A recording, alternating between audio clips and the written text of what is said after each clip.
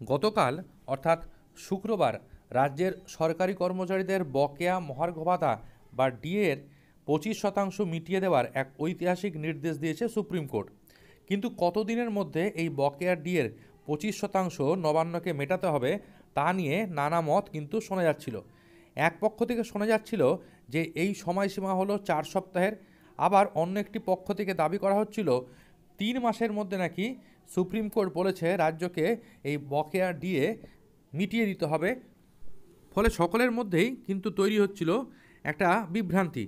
তো আজ অর্থাৎ শনিবার 17 মে যখন সুপ্রিম কোর্টের তরফ থেকে এই জাজমেন্ট কপিটি প্রকাশিত হয়, তখন কিন্তু সমস্ত রকমের যে বিতর্ক, সেই বিতর্কের অবসান ঘটে এবং দেখা যায় যে দুই পক্ষের তরফ থেকে যা যা দাবি করা হচ্ছিল তার সব কিছুই কিন্তু ভ্রান্ত।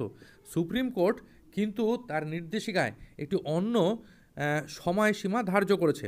এখন কি সেই সময়সীমা সেটা দেখতে গেলে আমাদের চলে আসতে হবে সুপ্রিম কোর্টের যে অর্ডার কপি রয়েছে সেই অর্ডার কপিতে। আপনারা অর্ডার কপির দ্বিতীয় পৃষ্ঠাটি দেখতে পাচ্ছেন। এখানে দেখুন একদম শেষের দিকে লেখা রয়েছে, মহামান্য বিচারপতিদ্বয় যে নির্দেশিকা রাজ্যকে দিয়েছেন তার মধ্যে প্রথম যে নির্দেশিকাটি রয়েছে তার একদম শেষ লাইনটি, অর্থাৎ এই দ্বিতীয় পৃষ্ঠার শেষ লাইনটিতে সেখানে বলা রয়েছে যে কত পরিমাণ ডিএ দিতে হবে। বলা রয়েছে state should release at least 25% of the amount due and payable to all the employees in terms of the impugnment judgment dated এত এত এত। এবং এই যে পয়েন্টটা 1 নম্বর পয়েন্টের একদম শেষের লাইনে, সেখানে কিন্তু বলা রয়েছে যে কত সময়সীমার মধ্যে রাজ্যকে এই বকেয়া মিটিয়ে দিতে হবে। এখানে দেখুন একদম পরিষ্কার করে বলা রয়েছে we a period of 6 weeks from today, অর্থাৎ গতকাল ছিল শুক্রবার, সেই শুক্রবার থেকে 6 সপ্তাহের মধ্যে রাজ্য কিন্তু এই বকেয়া ডিএ মিটিয়ে দেওয়ার মতো সময় পাবে। তাহলে গতকাল থেকে যে 4 সপ্তাহর কথা বলা হচ্ছিল, সেই 4 সপ্তাহ বিষয়টি কী সেটাও একবার দেখে নেওয়া দরকার।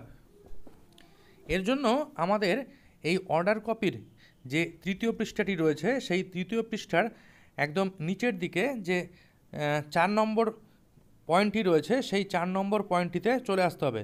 দেখুন এখানে বলা রয়েছে the parties are permitted to place on record their written submission on all the issue within 4 weeks, অর্থাৎ এই মামলার সঙ্গে যুক্ত সব পক্ষকে আগামী 4 সপ্তাহের মধ্যে লিখিত বক্তব্য জানাতে বলা হয়েছে। এবং এই মামলাটি পরবর্তী শুনানির জন্য দিন ধার্য করা হয়েছে কিন্তু আগস্ট মাসের 4 তারিখ, এবং সেটা on the top of the board হিসাবে সেদিন থাকবে। আপাতত আপনাদের বিভ্রান্তি কাটানোর জন্য এইটুকুনি জানানো ছিল। ভালো থাকুন সকলে, সুস্থ থাকুন।